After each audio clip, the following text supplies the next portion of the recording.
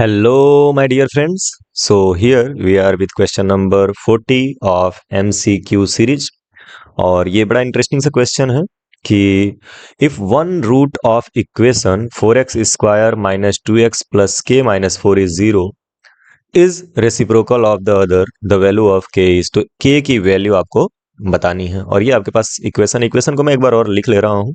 ये है 4x square minus 2x and plus k minus 4 equal to 0। Okay, so एक बार वीडियो को पॉज करिए और पॉज करके एक बार इसे सॉल्व करिए और k की वैल्यू ढूंढिए, देखिए आपको मिल जाता है कि नहीं, और उसके बाद सॉल्यूशन को देखिएगा। ठीक है, चलिए पॉज कर लिया, सॉल्व भी कर लिया, तो बताते हैं, शुरू करते हैं। देखिए, जो भी जनरल इक्वेशन होता है, किसी भी क्वाड्रेटिक इक्वेशन का जनरल फॉर्म जो होता है वो होता है ax square plus bx plus c equal to 0। This is the general form of a quadratic equation. इसमें एक्स स्क्वायर के बगल में एक कॉफिशिएंट होगा, एक्स के बगल में एक कॉफिशिएंट होगा, और बाकी जो बच गया वो कांस्टेंट होता है सी। ये याद रखेंगे। ठीक है, तो सबसे पहले अगर मैं यहाँ पे कंपेयर करूँ इस चीज का a x square plus b x plus c से, अगर मैं इसको कंपेयर करूँ a x square plus b x plus c equal to 0 से, तो अब क्या मिलता है आपको यहाँ पे एक्स स्क्वायर के बगल में 4 और यहाँ एक्स स्क्वायर के बगल में ए, यानी कि ए की वैल्यू जो है वो मिलती है 4, है ना। और x के बगल में प्लस बी, यहाँ x के बगल में -2, तो यानी b की वैल्यू मिलती है आपको -2, और बाकी बचा हुआ k माइनस 4 और ये c इक्वल होंगे, तो यानी कि c की इक्वल वैल्यू हो जाएगी k माइनस 4। ठीक है, तो a b और c की वैल्यू हमको इस तरह से मिलती है। अब आते हैं क्वेश्चन के डेप्थ में, कह रहा है कि if one root of equation is reciprocal of the other, तो one root if one root is alpha, if one root is alpha, ठीक है, देन अदर रूट क्या होगा, then other root is be one one upon alpha, है ना। एक जो है वो दूसरे का रेसिप्रोकल है। रेसिप्रोकल का मतलब क्या होता है, अगर एक x है तो x का रेसिप्रोकल 1/x होता है, और 1/x का रेसिप्रोकल x होगा, मतलब पलट देना है, न्यूमरेटर को डिनोमिनेटर बना देना है, और डिनोमिनेटर को न्यूमरेटर बना देना होता है, तो उसी को रेसिप्रोकल बोलते हैं।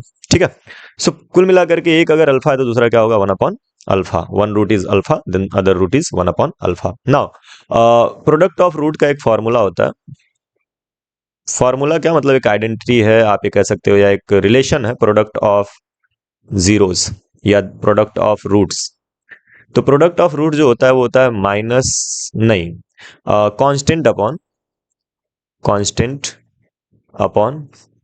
Coefficient of x square, coefficient of x square, ये होता है प्रोडक्ट ऑफ रूट्स, है ना। इसको सी बाई ए भी लिखते हैं, याद होगा आपको, सी बाई ए, है ना, प्रोडक्ट ऑफ रूट्स को।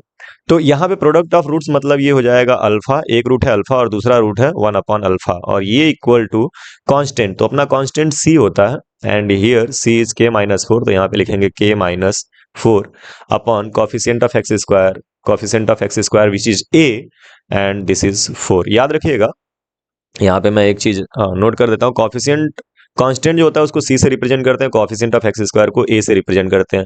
सो हियर सी के जगह पे वी विल पुट एक्स के minus 4, and coefficient of x square के जगह वी विल पुट ए की वैल्यू 4। क्लियर है।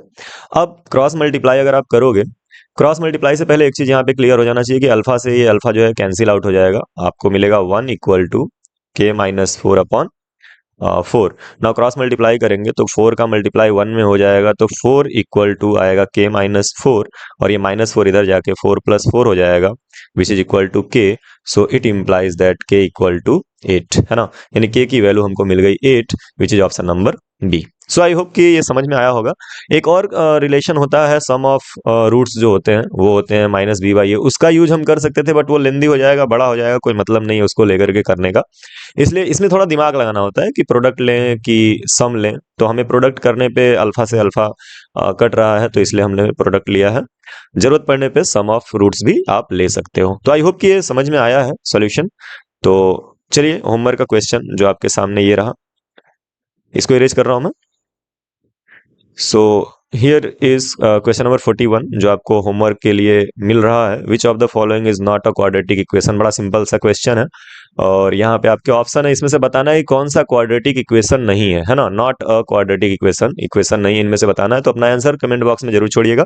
मिलते हैं इसी क्वेश्चन के सॉल्यूशन के साथ नेक्स्ट वीडियो में। तब तक के लिए बाय बाय, टेक केयर, पढ़ते रहिए, आगे बढ़ते रहिए।